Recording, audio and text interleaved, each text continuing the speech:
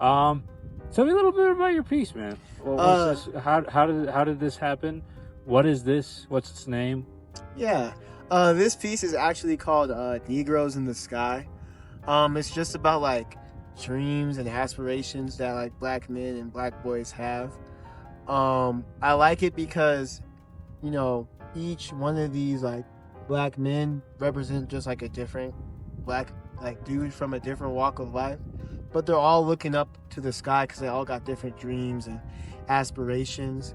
But each one of them has a different, black man looking at them Yeah. to show that like, yeah, this could be you in another life. It's like a mirror, looking through a mirror. So they all got their own dreams and goals and aspirations, and I just like it. They're just looking up, Hell yeah. looking up to the sky, and the sky's the limit for us. It was inspired by the Shrek 2 DVD cover. They're not Negroes. Well, Donkey is, but they're in the sky. Their heads are floating. I was laying down in bed like most nights when I think of something, and I was thinking of this cover, and then, just started imagining more and more, and then, boom, the came to fruition, came to life.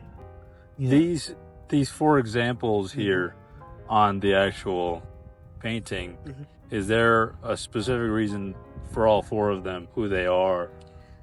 Really, not really. Obviously,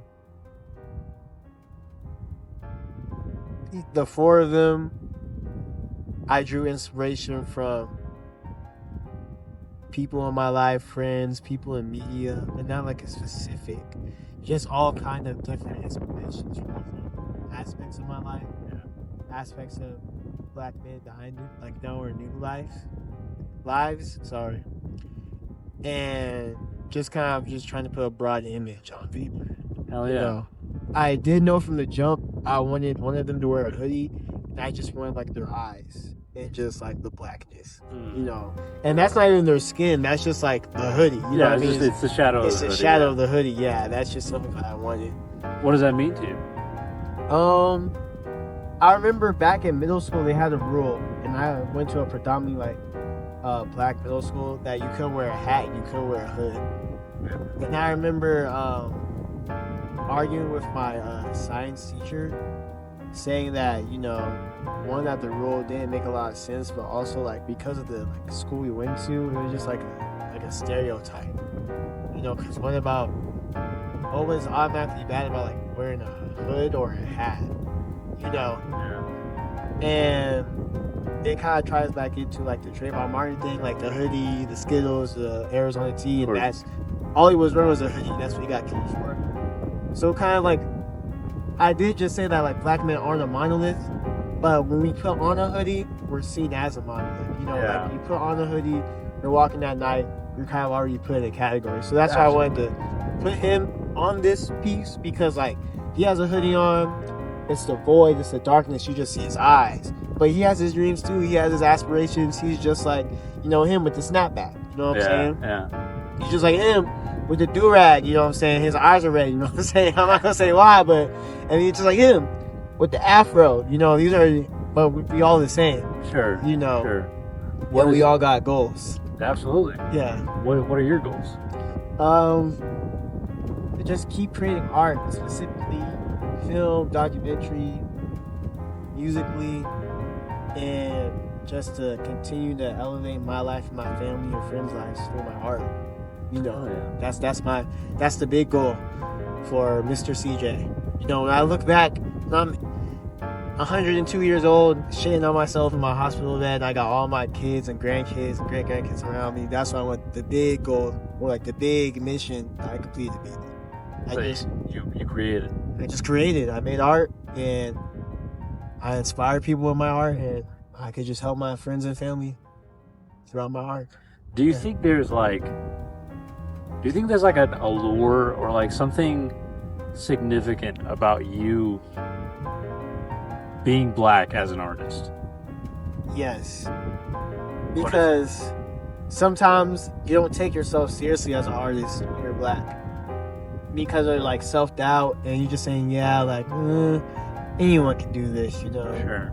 Sometimes you don't really say, yeah, I'm an artist, yeah, I'm a director, yeah, I'm a filmmaker. And then also I feel like it puts like, it changes my art because everything I make inherently, if I wanted to or not, is like my blackness is in it. Oh, of course. You know, like if you look at my film that we like made with the YDA, My Brother's Keeper, like the whole subject of that was like black brotherhood, blackness. That's a very black piece of art or media. But some of the reels and projects and like little short like video bumpers I make, even when I'm just like being creative, I'm not trying to, whether it's the music, the visual style, the cuts or the edits, like those inspirations, those influences, like it's a certain aesthetic, you know. And I feel like if I wasn't black, my style would, I don't even think I would have like the style I have now, like my film or like art in general, right? You know, because like my existence as a black man, just existing in general, is the reason why this art piece came together. You know, it also makes everything I make political. You know, I know that's a hot take for people, but you can't be an artist and not be political. You know, art is political.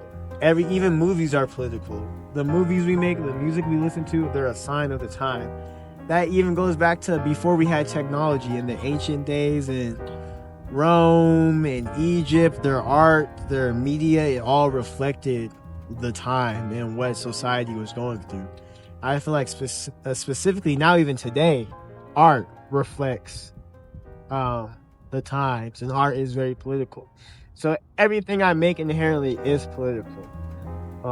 It has a message, it has a meaning, and that's why sometimes the things I make in pieces, I have to sit and really think about what the deeper meaning is, because I feel like a lot of the times we make pieces, we make art based off feelings, and then we're immediately trying to explain what that feeling is, but you sometimes can't explain feelings. Like with Rover the Beagle, like the Geek World dog, like he will always, that head will always be placed over like a black man's like silhouette or body, you know. And there's a reason and there's a rhyme to that, especially with the first design being like my father at like his entry, like enlistment army picture, you know what I mean?